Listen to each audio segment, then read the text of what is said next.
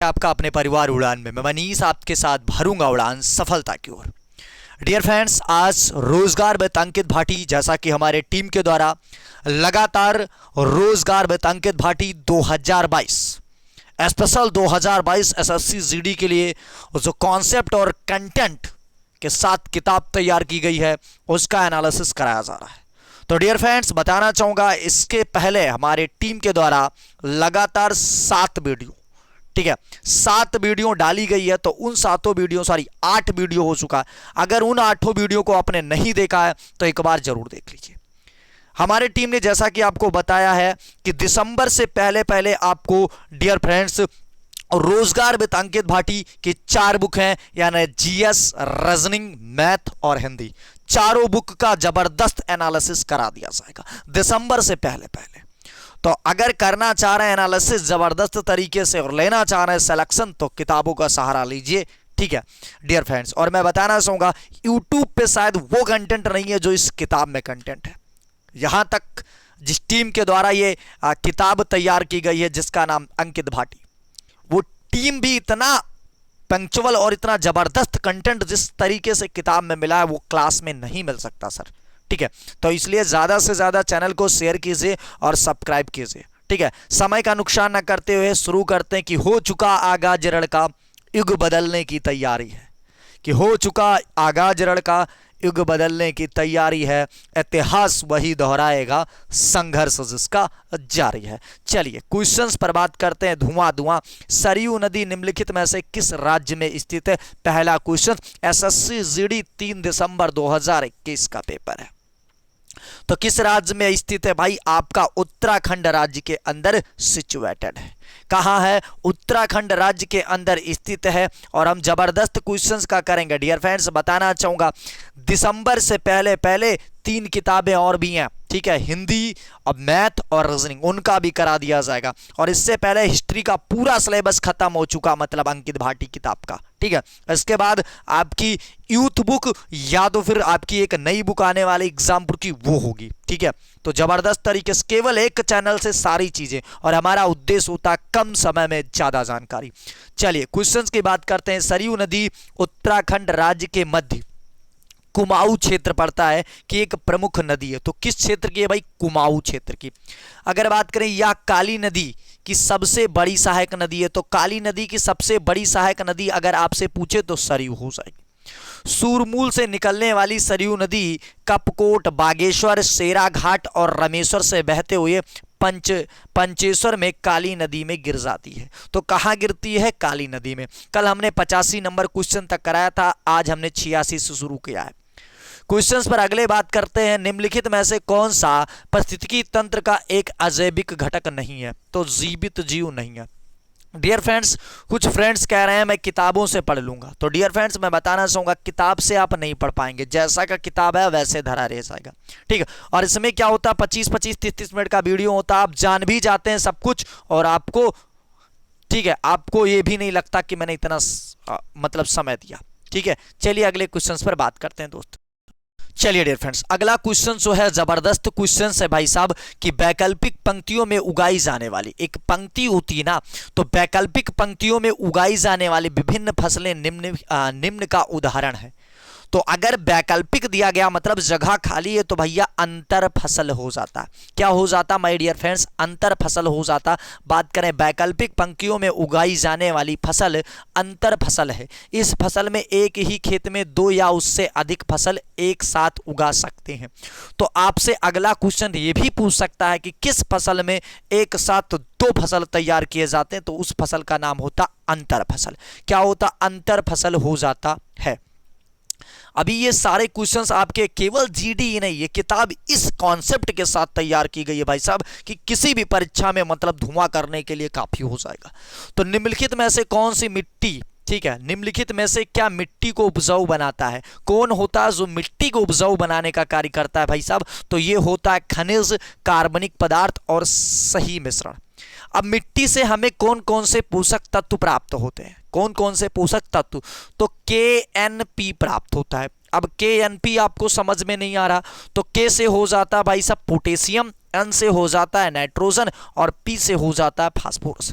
तो अगली बार जब आपसे पूछे ना कि कौन कौन से पोषक तत्व प्राप्त होते हैं तो आप क्या क्या बताएंगे माय डियर फ्रेंड्स? बताएंगे पोटेशियम प्राप्त होता है, नाइट्रोजन प्राप्त होता है और आपका फास्फोरस प्राप्त होता है। ठीक है, और सबसे सक्रिय अगर हम मेटल्स की बात करें, बोले तो धातु की बात करें, तो हो जाएगा आपका पोटेशियम। एक बार कहना चाहूंगा कि मैं सत्य कहता हूं, सके सुकुमार मत जानो मुझे, और काल से भी युद्ध में तत्पर सदा मानो मुझे। ठीक है, चलिए अगले क्वेश्चंस पर हम बात करते हैं दोस्त। अगले क्वेश्चंस की जबरदस्त तरीके से बात करते हैं कि मृदा प्रबंधन और फसल चक्र, खरपतवार और कीट नियंत्रण और फसलों की वृद्धि और खाद्य उत्पादन में महत्वपूर्ण भूमिका निभाने वाली जलवायु के अध्ययन से संबंधित विज्ञान को क्या कहते हैं? तो भैया सस्य विज्ञान कहते हैं। ठीक है, क्या कहते हैं? एग्रोनॉमी। ठीक है, एग्रोनॉमी कहते हैं, यानी सस्य विज्ञान कहते हैं। कौन सा विज्ञान कहते हैं माय डियर फ्रेंड्स? सस्य विज्ञान कहते हैं। अगला क्वेश्चन जबरदस्त 91 क्वेश्चंस की तरफ बढ़ चुके हैं। पृथ्वी की सतह के नीचे सबसे नजदीकी खनिज केवल प्रक्रिया द्वारा खोदकर निकाला जाता है, तो उत्खनन द्वारा निकाला जा सकता। किसके द्वारा निकाला जाता? तो 3 दिसंबर 2021, तो भैया उत्खनन द्वारा निकाला जा सकता है। चलिए अगले क्वेश्चन पर बात करते हैं दोस्तों। चलिए डियर फ्रेंड्स, अगला क्वेश्चन आ चुका है भाई साहब। देखिए इसका जो व्याख्या वो आपकी परीक्षा को और भी मजबूत बनाता है। ठीक है, और मैं बताना चाहूंगा डियर फ्रेंड्स, एक बार पुनः कहना चाहूंगा कि 1500, 1600, 1700 व्यू तो जा रहा है, मतलब देख तो रहे हैं आप लोग, 1700, 1800 लोग देख रहे हैं, और लाइक जब मैं देखता हूं तो 25, 30, 40। तो ऐसा मत कीजिए। ठीक है, क्योंकि आपके लाइक से दोस्त, देखिए हमको आपको मिलके पॉजिटिव बढ़ाना है। किसी भी चैनल पर अगर देखिए, अगर खेसारी लाल यादव का है तो उसको आप सब्सक्राइब करने में नहीं सोचते एक बार, लेकिन अगर कोई पॉजिटिव चीजें फैला रहा है, यानी पॉजिटिव चीजें बढ़ रही, हमको आपको मिलके पॉजिटिव चीजों को बढ़ाना है। इसीलिए मैं क्लास में बोल देता हूं, पॉजिटिव चीजों को हमको आपको मिलके, अगर कोई पॉजिटिव के लिए बढ़ा रहा है ना, तो उसको जरूर सब्सक्राइब कीजिए, जरूर शेयर कीजिए। ठीक है, क्योंकि वो जो ऊपर वाला वो देख रहा है सारी चीजें। ठीक, तो ज्यादा से ज्यादा चैनल को, मेरे ही चैनल को नहीं, कहीं भी अगर आपको कोई पॉजिटिव चीजें जिससे आपको कुछ सीख मिलता है ना, उसको जरूर सब्सक्राइब कीजिएगा। आपका कुछ सब्सक्राइब करने में जाता नहीं। ठीक है, बात करते हैं 92 क्वेश्चन की। अरुणाचल प्रदेश राज्य की सबसे ऊंची चोटी, एक बार भी अब सब्सक्राइब के लिए नहीं बोलूंगा, अरुणाचल प्रदेश राज्य की सबसे ऊंची चोटी है, तो भैया कांगतो हो जाती है। क्या हो जाती है माय डियर फ्रेंड्स? कांगतो हो जाती है। चलिए अब हम बात करते हैं कांगतो के बारे में। धुआं बात करें, कांगतो पूर्वी हिमालय में भारत व तिब्बत सीमा पर स्थित है। तो जो कांगतो है वो कहां पर स्थित है माय डियर फ्रेंड्स? भारत व तिब्बत की सीमा पर स्थित है। अगर इसकी हम बात करें, इसकी अगर हम ऊंचाई की बात करें भाई, तो कांगतो जो है, इसकी ऊंचाई, जो लंबा पर्वत है, कितना लंबा भाई? तो ये 7060 मीटर लंबा है। ठीक है, या भारत के अरुणाचल प्रदेश राज्य का, अगर अरुणाचल प्रदेश राज्य का सबसे ऊंचा पूछा जाए ना, तो आपका ये हो जाएगा।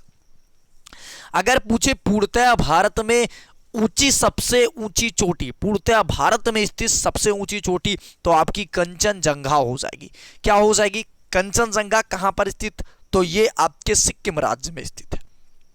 अगर पूछे भारत में स्थित सबसे ऊंची चोटी, तो आपका हो जाएगा बाबू K2 गाडविन ऑस्टिन। अगर K2 गाडविन ऑस्टिन के बारे में बात करें, किस दर्रे के अंतर्गत आता है, तो जो ये आपका K2 गाडविन ऑस्टिन होता है, ये आपका काराकोरम दर्रा के अंतर्गत आता है। चलिए अगले क्वेश्चंस की तरफ बात करते हैं जबरदस्त तरीके से, क्योंकि काफी इन्होंने ही दे दिया है एनालिसिस, और मैं अगर कराने लगूंगा तो बहुत ज्यादा बड़ा हो जाएगा। पूछा हुंडरू जलप्रपात किस नदी पर स्थित है? तो भैया स्वर्ण रेखा नदी पर स्थित है। और अगर आपसे पूछे जोग या गरशोप्पा, क्या है? जोग या गरशोप्पा जो जलप्रपात है किस नदी पर स्थित है? तो भैया शरावती नदी पर स्थित है। देखिए वो क्वेश्चंस मैं जरूर करा देता हूं जो परीक्षा में आपके बन सकते हैं। किस नदी पर है जोग या गरशोप्पा का जो जलप्रपात है? तो वो शरावती नदी पर है। अब हुंडरू की बात करते हैं। हुंडरू जलप्रपात झारखंड के रांची में, कहां पर भाई साहब? झारखंड के रांची में। और ये स्वर्ण रेखा जो नदी, ये भी रांची के अंदर स्थित है। यह जल 320 फीट ऊंचाई से गिरता है, जो राज्य के उच्चतम जलप्रपात में से एक है। ठीक है, चलिए तो सिक्किम का अगर तुमसे पूछ ले, अगर झारखंड का सबसे ऊंचा जलप्रपात पूछ ले तो हुंडरू जलप्रपात हो जाएगा। चलिए अगले क्वेश्चंस की तरफ बढ़े हैं। निम्नलिखित में से क्या खाद्य और जल प्रदूषण का कारण नहीं है? मतलब जिससे खाद्य और जल प्रदूषण ना फैलता हो। तो हमारा जानवरों द्वारा काटना। यार हमारा जानवर तुम्हें काटेंगे तो क्या जल प्रदूषण हो जाएगा? ये तो सिंपल सी बात है, इसको तुम्हें अपने लॉजिक के अनुसार करना होगा। ठीक, चलिए अगले क्वेश्चंस की तरफ हम बढ़ते हैं दोस्त। 95 क्वेश्चंस अगर हम बात करें कि निम्नलिखित में से कौन सा बंदरगाह या टर्मिनल प्रशांत महासागर में स्थित नहीं है? तो देखिए ये जो आपका योकोहामा सबसे पहली चीज तो जापान के अंदर स्थित है। अगर योकोहामा बंदरगाह की बात करें माय डियर फ्रेंड्स तो कहां पर स्थित है आपका? ये जापान के अंदर स्थित है। जो रियो डी जेनेरियो है ये भी आपका ब्राजील के अंदर स्थित है, ये भी सही चीज है। अब क्या ब्राजील में प्रशांत महासागर मिलेगा? ये आपको सोचना है। अगर शंघाई की बात करें तो चीन के अंदर सिचुएटेड है। ठीक है, चलिए अब बात करते हैं अगले क्वेश्चन पर। ठीक है, तो कॉन्सेप्ट क्या क्लियर करना था? कॉन्सेप्ट तो अगर आपका जीएस का क्लियर हुआ होगा ना उड़ान पे, अगर मैं बताना चाहूंगा थ्योरी की क्लास जिस दिन लेंगे ना दोस्त, ठीक है, बहुत सारे चैनल बहुत कंटेंट दिए हैं, लेकिन एक बार कंटेंट देखेंगे तो कुछ पता लगेगा। रियो डी जेनेरियो अगर बात करें तो ब्राजील तक आपका प्रशांत महासागर फैला नहीं। जब प्रशांत महासागर वहां नहीं फैला तो उसमें ये कहां आ जाएगा? मतलब ये हो जाएगा आपका। अब अगले क्वेश्चंस की हम बात करते हैं। जबरदस्त क्वेश्चंस अगर आपकी बात करें, क्वेश्चंस है निम्नलिखित में से कौन सा महासागरीय गतिविधि को संदर्भित नहीं करता है? तो देखिए प्रावर्तन जो है ये एक महासागरीय गतिविधियां हैं। तरंग भी क्या है? महासागरीय गतिविधि। अब सागर जब उठता है तो उसको ज्वार गिरता है, तो भाटा ये भी। लेकिन धारा नहीं करता। महासागर के जल के सतत एवं निर्देश दिशा वाले प्रवाह को महासागरीय धारा कहते हैं। गतिविधि को प्रावर्तन संदर्भित नहीं करता है। ठीक है, नहीं करता है। चलिए अगले क्वेश्चंस पर बात करते हैं दोस्तों। 97 क्वेश्चंस पर पहुंच चुके हैं और हमने 86 से क्वेश्चन शुरू किया था। क्वेश्चंस पर बात करते हैं। निम्नलिखित में से कौन सी भारत की नदियों को आपस में जोड़ने वाली प्रथम परियोजना है? तो कौन सी ऐसी परियोजना बनाई गई बाबू जो सबसे पहले नदियों को जोड़ी? ठीक है, जो जोड़ने का काम किया जिसने, तो ये हो जाएगी केन या बेतवा। भाई साहब क्या हो जाएगी माय डियर फ्रेंड्स, मेरे बड़े भाई छोटे भाई, क्या हो जाएगी? केन बेतवा परियोजना हो जाएगी। निम्नलिखित में से कौन सी भारत की नदियों को आपस में जोड़ने वाली प्रथम परियोजना बन गई है? तो केन व बेतवा बन चुकी है। ठीक है, और ऑफलाइन में भी तो जो कंटेंट दिया जा रहा है आपको बिल्कुल तरीके से पता होगा। अगर बात करें राष्ट्रीय परिप्रेक्ष्य योजना एनपीपी के तहत परिकल्पित केन बेतवा लिंक परियोजना, तो किसके तहत? एनपीपी के परियोजना का इसका जो उद्देश्य था, मतलब निर्माण किया गया, एनपीपी के तहत किया गया। परियोजना देश में कार्यान्वित होने वाली नदियों को जोड़ने की पहली परियोजना में से एक होगी। अगले क्वेश्चन पर बात करते हैं। चलिए दोस्त अगले क्वेश्चंस की अगर हम बात करें तो जबरदस्त क्वेश्चंस आ चुका है।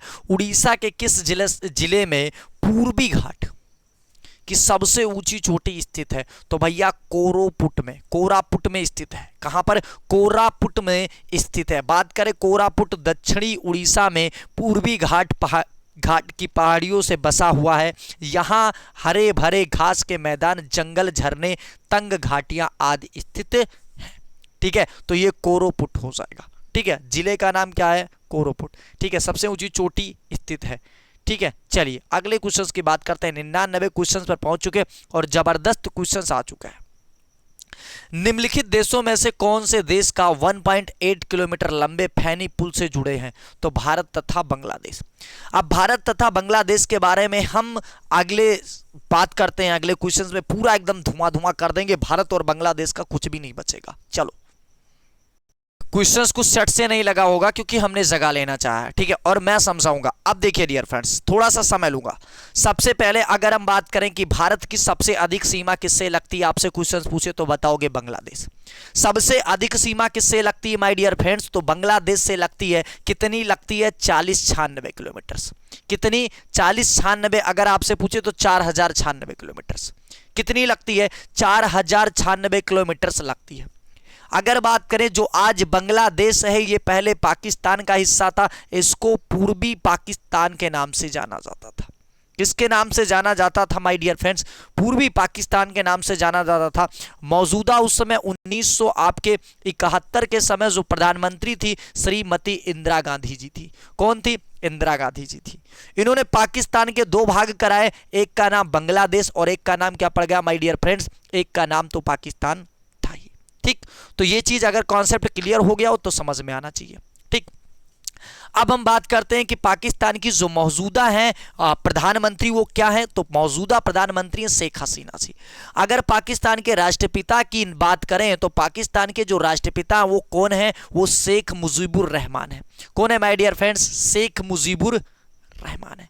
अगर तुमसे पूछ सकता है कि पाकिस्तान और भारत के बीच में कितनी ट्रेनें चलती हैं, तो एक तो अभी जल्दी चली है, ठीक है, इसीलिए मैं कंटेंट करा दे रहा हूं। तो भैया बंधन, मैत्री और मैताली, बंधन, मैत्री और मैताली 3 ट्रेनें चलती हैं भारत तथा बांग्लादेश के बीच में।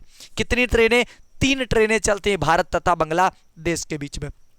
ठीक, तो इतनी चीजें आपकी क्लियर हो गई, बाकी आगे मैं कराता रहूंगा। अगर बात करें सबसे ज्यादा सीमा किससे लगती है, तो बांग्लादेश से लगती है। चलिए, तो कितनी लगती है, अगर बात करें 1.8 किलोमीटर लंबा पुल त्रिपुरा राज्य की फैनी नदी पर बना है। फैनी नदी त्रिपुरा बांग्लादेश के, ठीक है। अब एटीएम एमपी तुम याद करते हो कितने राज्यों की, तो एटीएम एमपी, ठीक है, एमपी तो असम, त्रिपुरा, मेघालय, उसके बाद मणिपुर और उसके बाद आपका पश्चिम बंगाल, इनकी सीमा लगती है, यानी 5 राज्यों की सीमा लगती है। चलिए अब अगले क्वेश्चंस पर हम बात कर लेते हैं। तो ये बात करें तो त्रिपुरा में स्थित है, जो जोड़ने का काम करती है। 100 नंबर क्वेश्चंस की तरफ बढ़ रहे हैं। अगर जबरदस्त क्वेश्चंस आ चुका है, हिंद महासागर विश्व का सब, ठीक है, महासागर है, तो तीसरा सबसे बड़ा महासागर है। सबसे बड़ा जो महासागर हो जाएगा वो हो जाएगा आपका प्रशांत महासागर।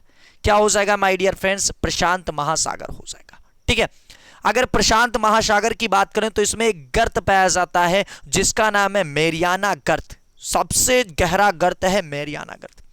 हिंद महासागर दुनिया का तीसरा सबसे बड़ा समुद्र है और पृथ्वी की सतह पर उपस्थित पानी का लगभग 20% भाग इसमें समाहित है। अगले क्वेश्चंस की तरफ बात करते हैं। जबरदस्त क्वेश्चंस आ चुका।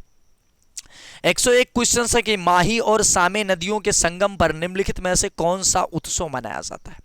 तो जब माही और एक नदी का नाम है सामे, माही और सामे 2 नदियां हैं, इन नदियों का जब संगम होता है तो संगम के उपलक्ष्य में मनाया जाता है बड़ेसर उत्सव। क्या मनाया जाता है, बड़ेसर उत्सव मनाया जाता है।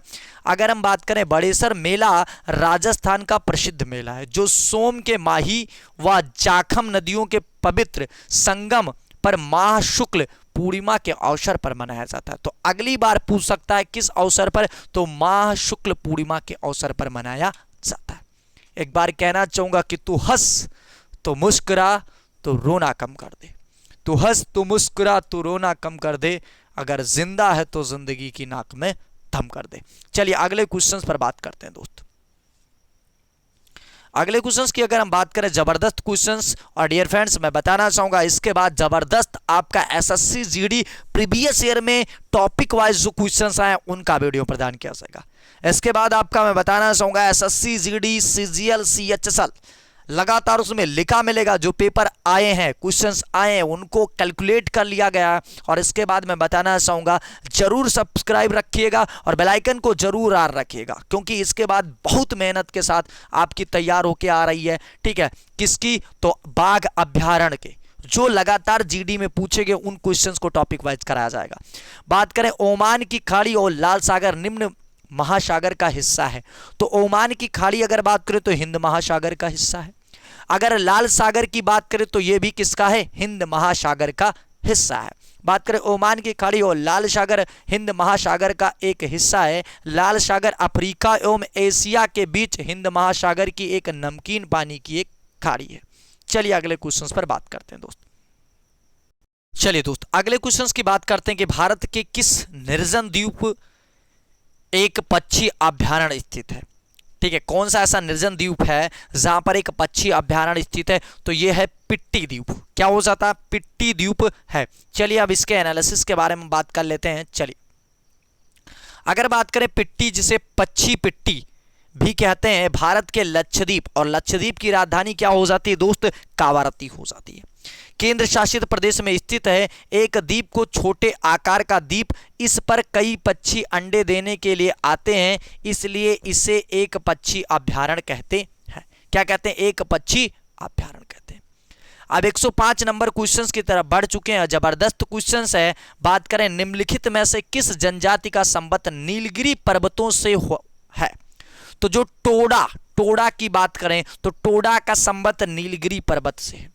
बात करें टोडा जनजाति भारत में नीलगिरी पहाड़ियों, ठीक है, दक्षिणी भारत तमिलनाडु में पाई जाती है। तो नीलगिरी की पहाड़ियां कहां स्थित है भाई साहब? तमिलनाडु के अंदर स्थित है। अब अगले क्वेश्चन पर बात करते हैं। मैंने 85 नंबर से तो आपके मैं बताना चाहूंगा 30 क्वेश्चन हो चुके हैं और मैं बताना चाहूंगा, ठीक है, 30 क्वेश्चन टोटल हो चुके हैं क्योंकि 105 तक मैं करा चुका हूं, लेकिन करा दूंगा, ठीक है। बात करें भारत म्यांमार सीमा पर निम्नलिखित में से कौन सी पहाड़ी भारत के पूर्वी पहाड़ी इलाकों को मिजो हिल्स और मणिपुर हिल्स को जोड़ती है?